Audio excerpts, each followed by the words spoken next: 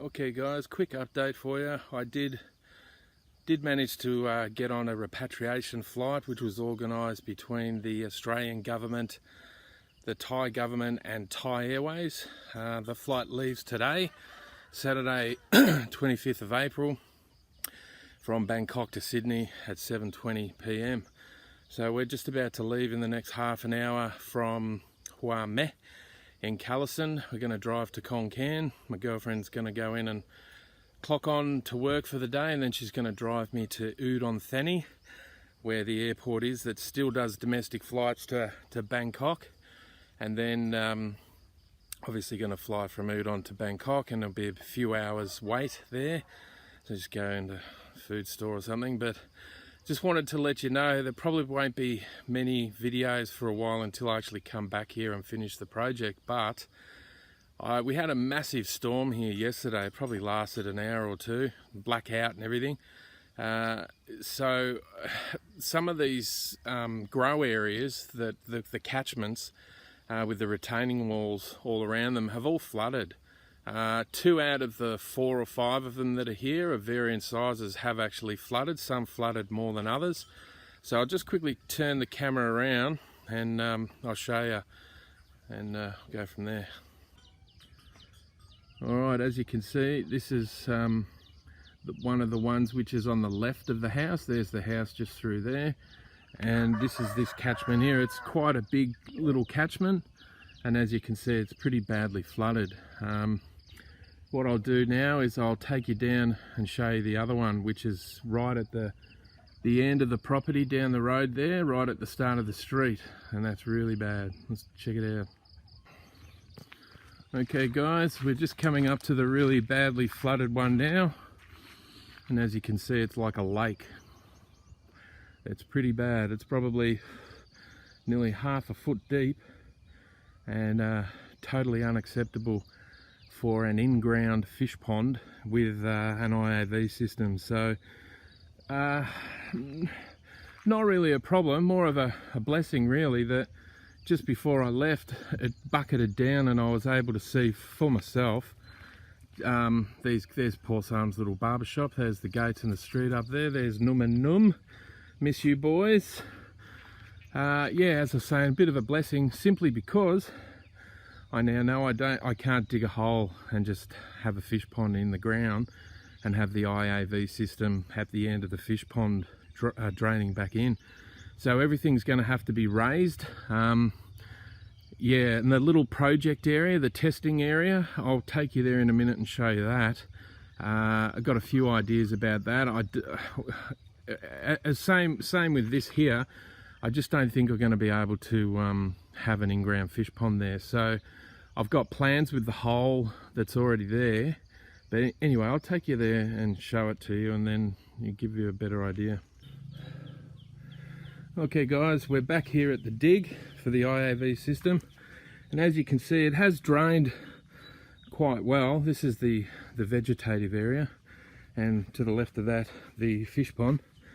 And it's drained reasonably well, so there may be a chance to still do the system that I want here with the roof and everything. I will give it some more thought though, because I'm not really sure. I'd hate to set it all up and then have another massive downpour and everything just caves in. So plan B, if I don't go ahead with this system like this, is I'll leave this fish pond divot there, the hole in the ground, and what I'm going to do is fill it with flexible PVC tubing hose and create a geothermal convection system. And I'm going to build a little, where that tree is, behind that tree, on the other side of this little raised area, I'm going to build a little straw bale or cob office for myself for when I come here to stay,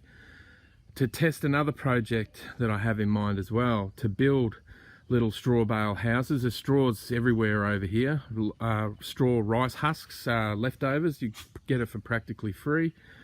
So yeah, so that's one of the other projects, is to combine a small house with an IAV system and have the house very close to the IAV system, and geothermally cool it down with the air, the hot. So basically with geothermal, I'll just give you a quick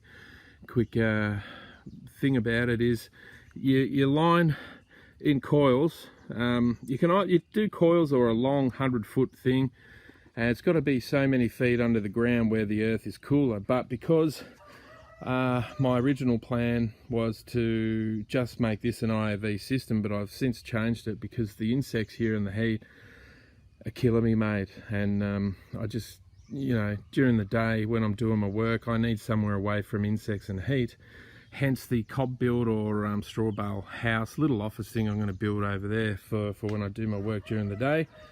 And yeah, we're going to coil all the PVC hose in there.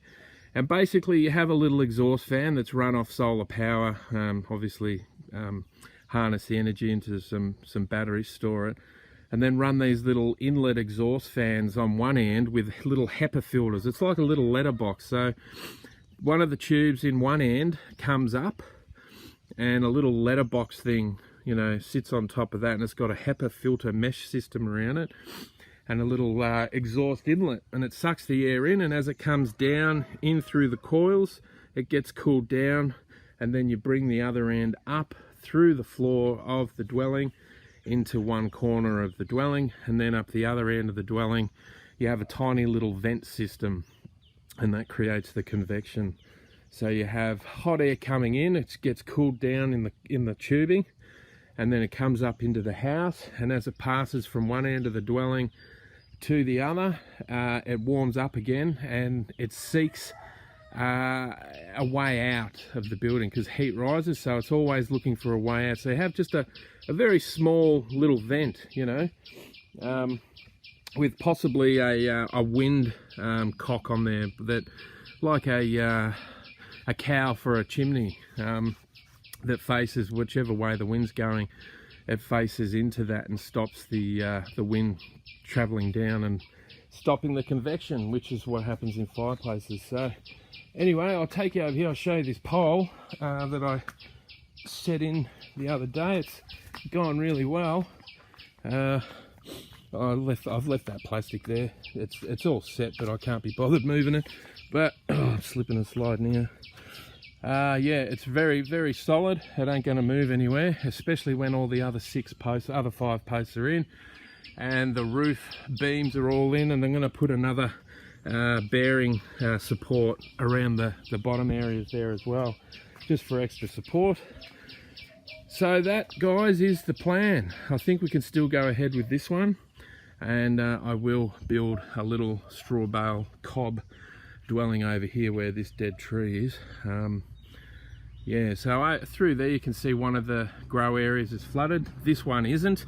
It drained pretty quickly, but you can see, you can't probably see it just there, but over in the middle there is a very damp area. Sorry for the shakes, it's just years of smoking. Yeah, there's still some areas there that don't drain well, so have to be careful in digging holes in the ground for fish ponds, is because after a rain like that, there's a pretty good chance it'll all just cave in, and I can't have that. So I think the system is going to have to be raised. Both the fish pond and the vegetative growing area both have to be raised. The fish pond can be right on ground level, so what I'm thinking of doing is a wattle and daub system for that, using bamboo and cement, just like Paul Sam's barbershop. I've seen them everywhere over here in Thailand. Little shops on the side of the street have these little concrete wattle and daub pools for their prawns and stuff that they sell on the side of the road in their houses come shops. So I'm thinking of that for the fish pond, and for the vegetative area I'm just basically going to build little bamboo frames and put some ply on the bottom of them, obviously with the 2-degree sloping angle back to the fish pond, and then just put pond liner in there. No need for pond liner in the wattle and daub fish pond thing, because you can get a sealant for that.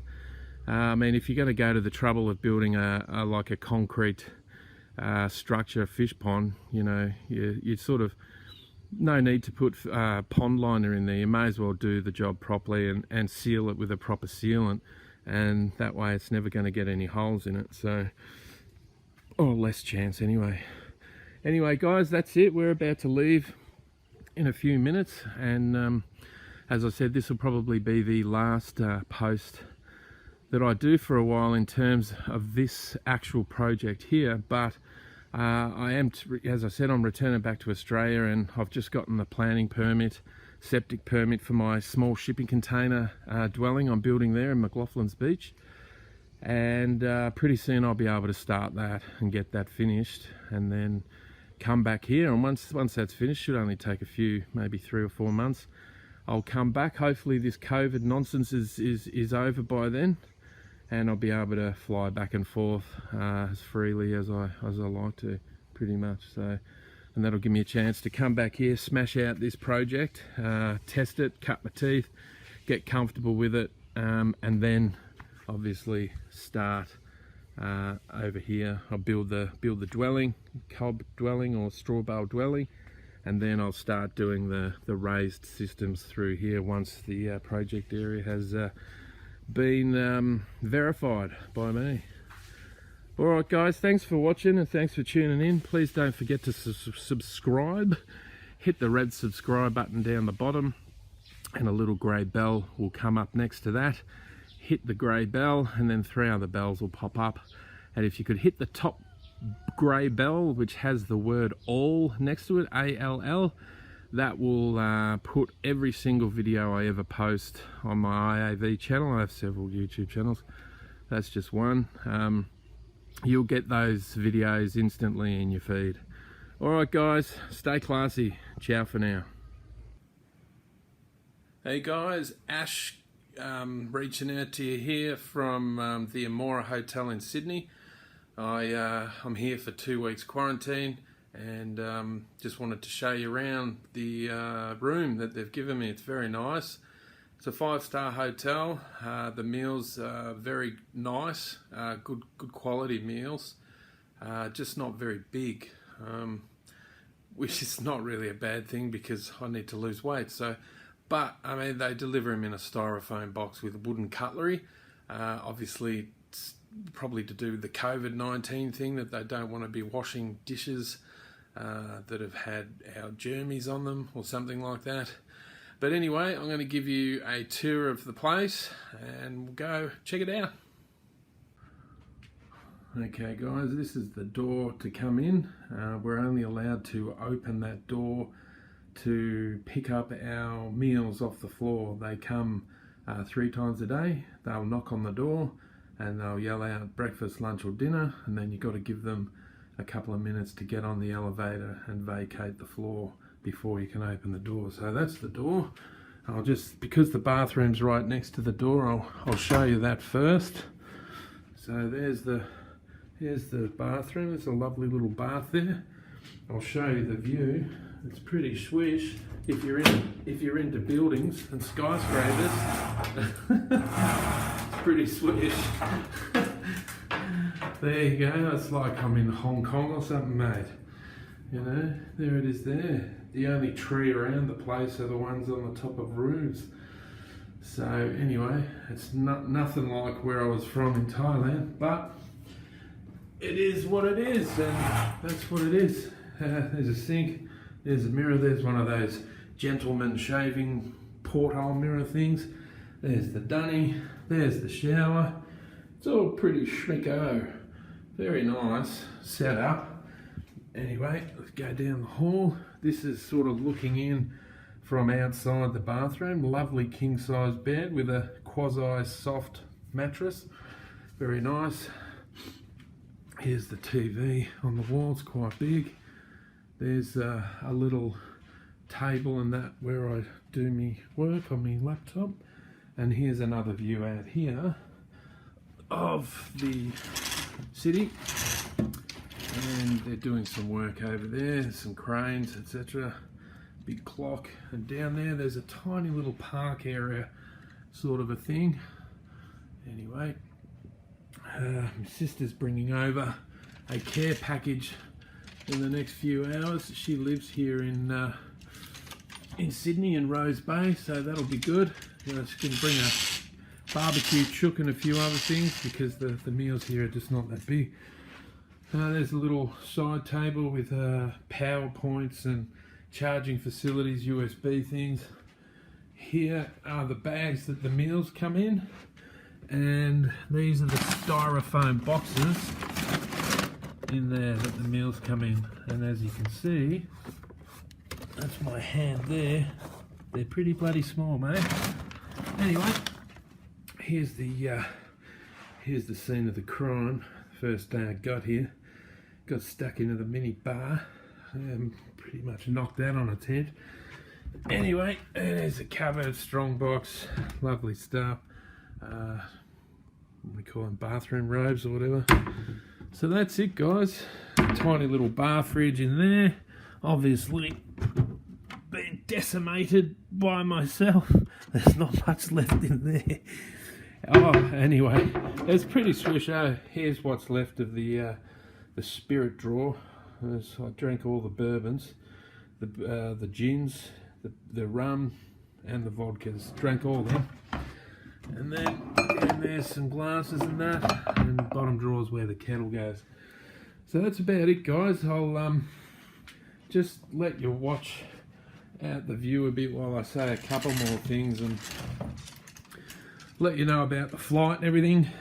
So I had to come taken by my girlfriend in a car from Kalasin, Haui Mek, Kalasin, drove to Udon Thani, was nearly probably 2.5 hours drive all up from Haui Mek, and then I was there for a couple of hours, and then I caught a flight on Nok Airways from Udon Thani to Bangkok, not the main airport, but the other one, not the Subavani one, but the Diong Muang one or whatever it's called. And then I had to get a almost 45-minute cab ride from there to the actual airport where I needed to catch my flight, and I was there for a few hours and was talking to some other people and stuff, and then we got on the flight, and it was okay. You know, you had to leave your masks on the whole time except for when you were eating. They did provide a meal. They gave us a little sort of a show bag as we entered the plane. It was like a anytime treats bag from Thai Airways. It had juice, water, a few little biscuity, chocolatey things, and some like wet wipes, refresher towels, which was quite nice. So yeah, the food on the flight was really good and everything. I had a bit of an issue with my hip. I am in line for a hip operation, and they shoved me in a corner, and I couldn't. And we weren't allowed to get out of our seat unless we were going to the toilet. So I had a guy sitting next to me. There was me, a Gap, and a guy, lovely guy, but we couldn't get out. And it's about halfway through the trip. It was an 8.5 hour flight or whatever it was, or 9 hours. I was in that much pain. I sort of reached out to one of the stewardesses, a fella, and pleaded my case to him, and he quite bluntly said, "No, that's just basically tough luck, mate." And I said, "Well, that's not really nice of you to say like that, mate." I said, "There's plenty of empty seats here, a whole complete rows of empty seats. Why can't I just go and sit down and put my leg up and, stretch out a little bit?" And he said, no, those are the rules. So I said, "Well, your rules suck." Anyway, and the guy next to me who I'd befriended, we became, as friendly as you can on a flight in a short time duration. He had a go at the guy as well, and the guy finally consented to trying to find me some painkillers, which he did. They took the edge off maybe for about half an hour, and then I was lucky enough to fall asleep for 2 or 3 hours, and then woke up with just 2 hours left of the flight to go, so I just bit my bottom lip. Anyway, we fly into Sydney Airport. We come off the plane and we are greeted by police officers, big heavy police officers, and some of the the airport staff. No one was wearing a mask but us. We had to go through a whole bunch of different bloody checkpoints, temperature readings, blah blah blah, you name it. And then we're finally getting out into the very last corridor where we go and get shuffled onto some buses and go to the hotel. And I was talking to someone, a husband and wife with a kid or something. I don't actually remember. We were talking about something to do with the whole situation. And some lady, some airport representative or worker or something with black clothes on and some badge with a, around her neck, started barking orders about 1.5 meters social distancing and started having a go at me. Oh, is that your family? Is it, mate? Is that why you're so close to him? I'm like, excuse me, ma'am, why are you giving out authoritative directives and yourself, you're not even wearing a mask yourself? What's the go there? Anyway, she didn't know what to say. But no one was wearing a mask. There was very few people wearing a mask, and the army guys weren't wearing a mask. When we got to the hotel, the police were wearing masks, which was nice to see. They were setting a good example. Anyway, look, there's no real complaints, guys. I mean, I get to come home and see my son, so, whatever. I mean, I did have to get a loan from the government to afford the $1,300 ticket to come back, because unfortunately Thai Airways would not honour my open-ended ticket. And, that's fair enough. They need to, charge it as high a price as they can without making them unattainable to cover their fuel expenses, etc. Even though they were picking up a bunch of Thai citizens to head back to Thailand. That's besides the point. Anyway, I've asked for refunds on all my tickets, and hopefully that'll be paid in due course. So that's about it, guys. This is actually day 3 that I'm here. Today is Tuesday, the 28th of the 4th. I arrived on Sunday. When we left the airport, we were shuffled onto 3 massive buses that did not have toilets in them. And all these buses turned up at the hotel at exactly the same time, and we were the last bus. It took 1 hour to get everyone off the first bus, sent through the checks and everything, and then in their room. Then it took another hour for the second bus. So by the time they'd gotten to us, there was a few of us busting to go to the toilet, and not a single person had come to ask us, does anyone need to go to the toilet? So, I mean, I sort of cheekily went up to the bus driver. I said, look, mate, I don't mean to be a smart ass, and this is more humorous than anything, but would you like the wee in the bus or in the toilet, mate? And anyway, he organised with a policeman to take us all one by one to the toilet, which they did. It was an armed police lady that came. She was wearing a mask, and she would take us to the toilets and then wait outside the door. So it was all pretty, authoritarian and everything, which is what it is. The other night, for some reason, they have a security guard on every floor, and they do shifts. There's always someone there. They sit on a chair next to the elevator on each floor. And the other night, I don't remember why I opened the door. It's the only time I've ever opened the door was to, as far as I know, is to pick up a meal that's been left there, or to put some rubbish out, because these bags of rubbish they collect, they get a few of them here by the end of the day. So I opened the door to put them out beside the door, and some security guard had a go at me, saying, "Oh, you can't leave your room, mate."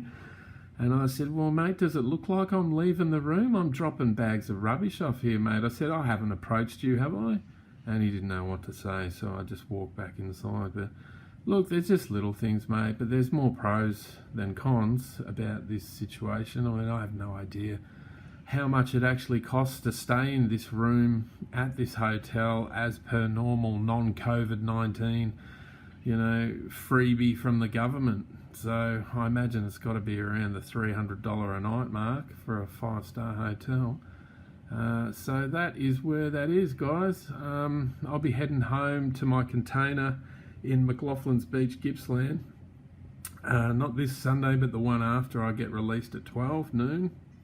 And then I'll be going to stay at my sister's for a night at Rose Bay, and then I'll hopefully get a flight out the next day back to Melbourne so I can pick up my car from long-term car park, go and visit my son, have him for a night, stay with me at my mother's house and father's house, and then the next day I'll take him to kinder and then shoot off back to the container after that and start my building very shortly and get that finished, and then I can head back to Thailand and finish the projects there as I like. So that's it, guys.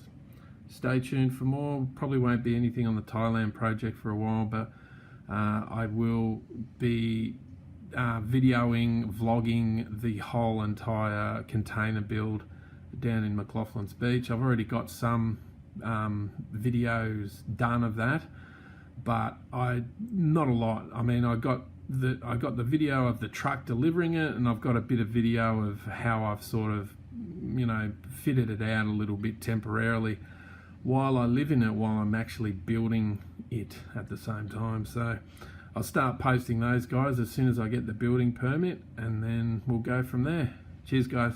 Stay classy. Ciao.